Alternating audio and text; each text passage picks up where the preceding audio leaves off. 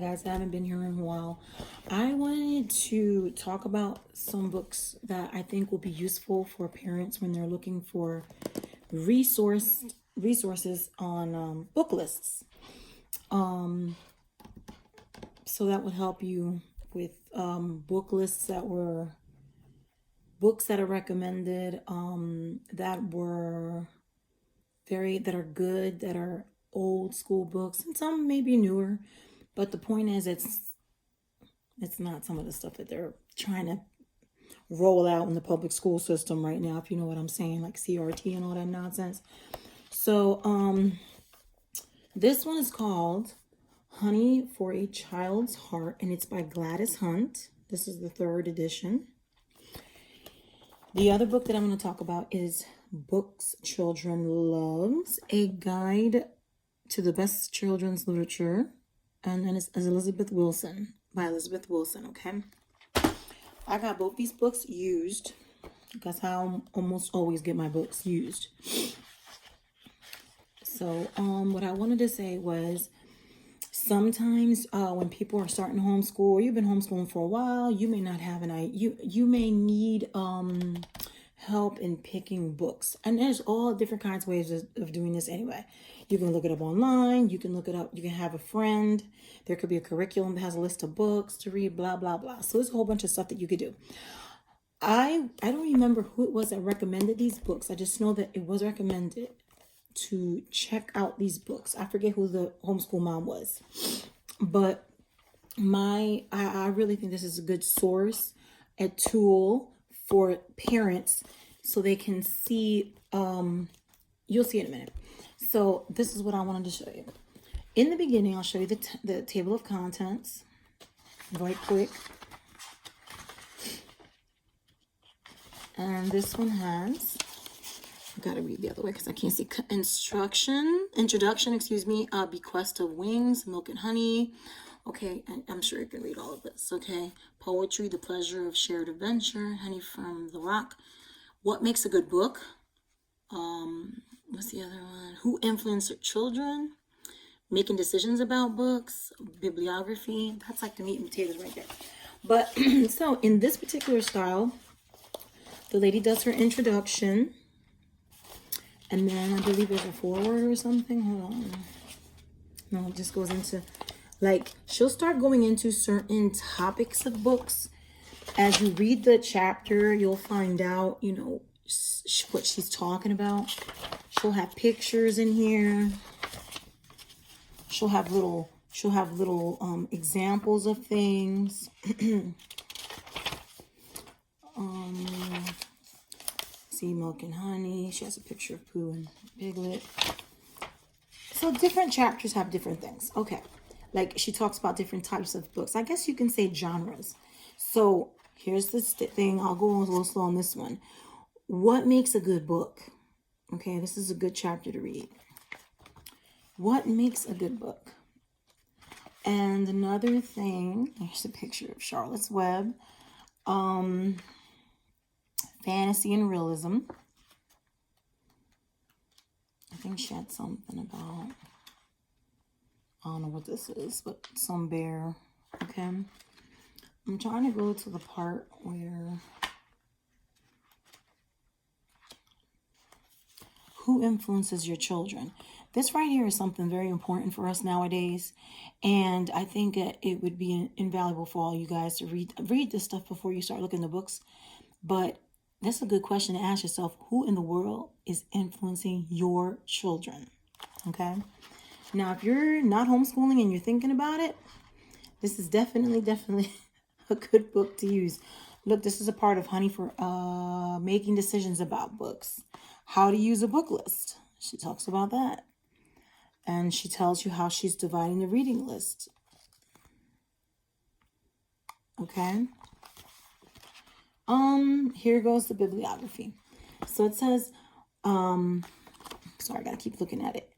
Right here, it tells you in the dark letters, in the bold letters, good reading level 1, preschoolers through grade 3. Okay. So it's giving you an example just so you can see how she will do this. This is the name of the book, the author, and then it gives you a small synopsis. you know, about what it is. And then you have a little place here to circle, fill it in to see if you have the book and things like that. Now, I'm going to show you another one. Okay, I'm going to show you another reading level, how she does it. It says 3 and 4-year-old favorites. And remember, and this is important, I'm going to read this and I'm going to tell you this. Remember, age categories are not rigid. Please remember this. Let your choices overlap, okay? So this is very important. As I go through this, I'm going to keep repeating this. It doesn't matter if there's a book that your child who may be older and he or she wants to go back and read a book that seems to be for younger kids. It does not matter. If they want to read it, they can read it. You know, it doesn't mean that's all they're going to read, but it's okay for them to go back and read something that's literature considered for younger kids. And the same thing for younger kids that want to read and are able to read material that is deemed for higher levels. If the child can read it and he's allowed and she's allowed to read it, you've given them the okay to read the book, let them read the book. It doesn't matter, you know. Obviously, you have to make sure that you're getting balanced books for them to read, but that's just for you to know. Please don't say, oh, because he's 3 and 5, he has to do this, or he's 7, they have to do that. Look, books for 5 to 7-year-olds. This is what she writes here. For this age group, look in both the lists for younger and older readers, remembering that a really good book has ageless appeal. Okay, so this is a section and the recommendations for books from 5 to 7-year-olds. Let me flip the next one just real quick. Okay, so what happens is, like I said, to have the little heart, they tell you the author, the name of the book. I believe they tell you, I don't know if this is the book that does it. And they give you a little synopsis. And then if there's more books from the author, then they'll have more little lines like this so you can look up. In this case, this author has 4 or 5 at least. So once you buy the book, get the book, you can check it off and stuff like that. Or you could use it as a check off, as in, you know, they read it. However you want to do it. You'll see in a little bit how I did it. Let me keep looking for the...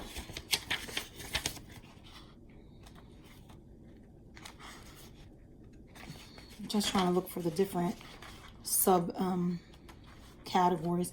Here's the other one. It's called Good Reading 2, grades 4 through 6. So that's what the recommendation for that is.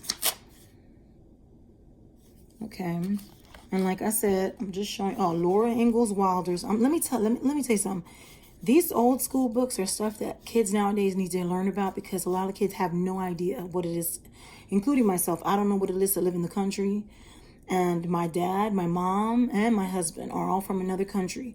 And let me tell you, that's something that a lot of kids in America should learn how to live, or at least know about things about living back in the day. And this is great. And we have the shows on DVD. This was great to watch. But anyway,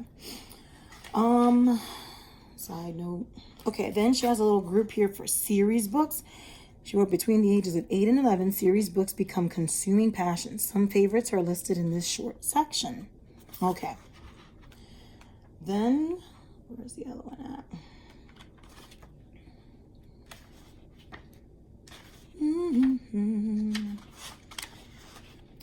There's so many like different books. And just so you know, this is not an exhaustive list. This is just some stuff. Good Reading Level 3, Teens and Mature Readers. Let your choices for young teens go back to the previous listings as appropriate. Remember, good books can be read at any age. That is true. Please keep that in mind, people, because sometimes people think, oh, you know, they have to be reading this. And this is how I would do it. I would take one of these post-note things from the Dollar Tree, and I would just do that. That way I wouldn't mark the book in case I was to give it to somebody else. And I would just do that to see for books that I wanted to get. Some of them I did get, and I wanted to get to oh, this is one of them. Anne of Green Gables. This is a series of books that I did not read. I have them, but I watched the TV series on PBS years ago with my mom and my sisters. And let me tell you, that was one of the most charming and wonderful experience I had watching a show, because it was so innocent and so, oh my gosh, opposites is so much stuff that's nowadays. But anyway, it was a great TV series. The actresses were great, but I'm thinking about maybe reading these books on YouTube, so maybe for people to hear it and for my grandkids too. Let me see. My son did get to read some of these, the Johnny Tremaine, the Bronze Bow. He didn't read Treasure Island, and so on and so forth. But they do give you a lot of. He did read Across 5 Aprils.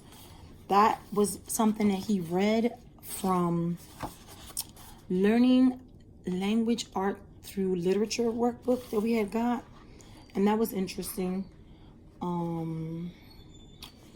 These are other stuff. I'm trying to see if there's another group in here, another level. Poetry for Pleasure. They gave you that listing right there. And obviously you're going to have to, get the book so you can get more. But I want you to see what's going on in here. Helping Families Grow as Christians. Here we go. Bible storybooks. Their suggestions. Helping Teens. Mature Readers Grow as Christians.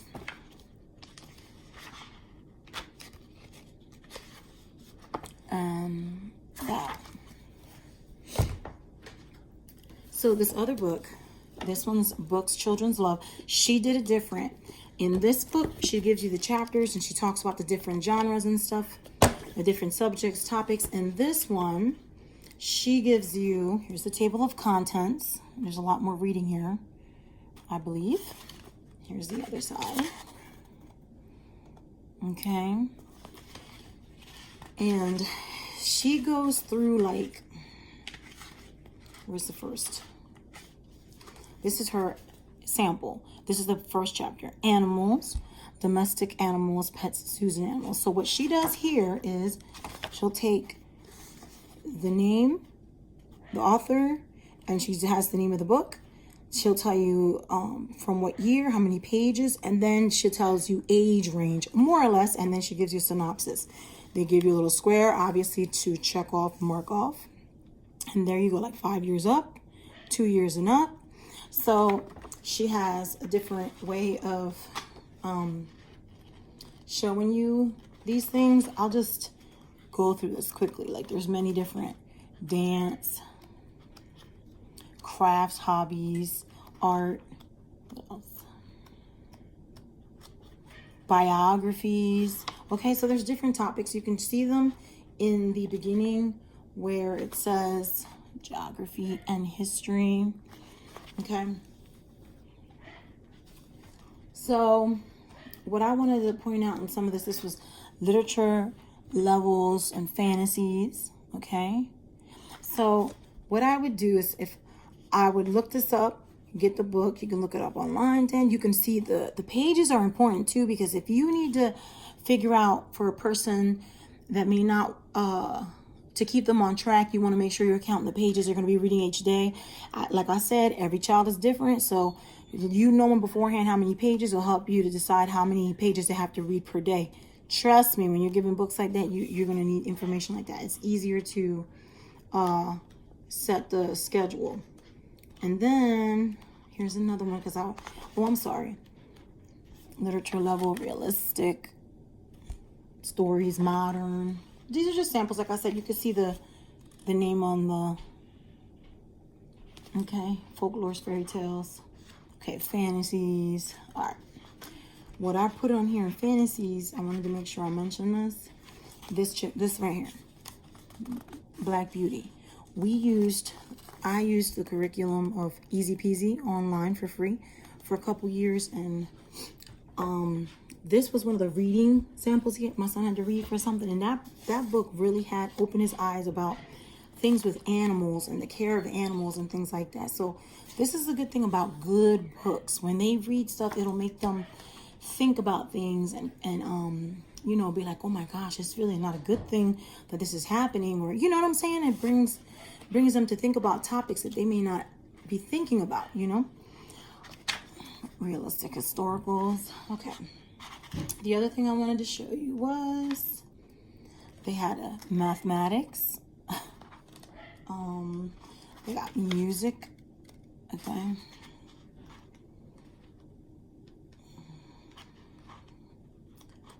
Science and technology. What happened to the one with because I wanted to just show you all the one with the Bible thing. Anyway, there's one that said Bible, like what you could do for Bible reading and stuff like that. So then they also give you like an index in the back to help you find stuff. Let me see what else. Yeah. So that was for the books children love. And I'm trying to see, they also have an index. I'm sorry, I didn't say that. For the honey for a child's heart. They also have an index with the chapters, the names of the index to the bibliography. So why I wanted to do this was to help you guys to see that you can have a list of good books to start with, and it gives you a synopsis depending on how which book you read, how they explain certain things. It's a tool. It's not something that you need to feel bad because you didn't get it done, but it's something that, you know, you can read. And if you have a lot of kids, maybe with the first one you start homeschooling, maybe everything wasn't done like you was thinking, but the second one and the third one, you keep learning, you keep learning, you keep learning. So these are book lists, books that will give you good book lists for you to have for your children, and keep a good library for your grandkids, because I have grandkids now, and they're homeschooling now. So these are books to keep for your own kids, and then things so you can keep that. Books are, I'm telling you, I know that we're in a digital age and a lot of stuff can be changed digitally. Don't get me started talking about that. But when it's written in paper on black and white, it's kind of hard to change stuff when it's already written down. You know what I mean? And I think it's good to have hard copies of books. But anyway, I just wanted to share that. I'm going to see if there was anything else. There was another book that was in, I believe it was this one. And one of the suggestions in here, and I have to say it. I think, and it should be up here soon, but it was, what is this wonderful woman of God's name? Hold on. This right here. This one, make sure I show you guys. You see that? This is, so everybody can see it, The Hiding Place by Corrie ten Boom. Okay? I'm telling you, every Christian in America, and most other Christians already know about this stuff, but I'm talking about in the world. But I think a lot of Christians in America need to read this and see and get ready, because this lady had an experience, you know, and what happened in her country, helping out the Jewish people. And she also, after that had happened, she also came to start preaching to people and getting them prepared for persecution. So that's a side note, but I just think you would be blessed by reading that and seeing the things that she had to go through and how she relied on God to help her. So God is good. So anyway, like I said, these are great resources. They're tools. They're not, read the book. Take the time to read a book. You know what I mean? And use at least the book list and see, and then share and leave some comments down there and say, hey, I found this book from here, or whatever. It's cool. Let me know if there's another book you have that has good resources for reading. Oh, and I was also going to say, I'm sorry, for people that pick, like, say, this book, when they have like different subjects also, like when it said animals per se, and it says animals, creatures, domestics, whatever, blah, blah, blah. See, these are good topics that you could use, especially for unit studies. And a unit study is when you say, oh, I'm going to learn about a specific subject, but you try to find things that have to do with math, that can incorporate math, that can incorporate science, that can incorporate social studies, that incorporate the Bible. So that's another resource for that. I'm sorry, I wasn't trying to make this video so long. All right, well, God bless you guys, and I hope this helps you. And I hope that you give me some comments on anybody that watches. All right, God bless you. Oh, and press the like button. Thanks.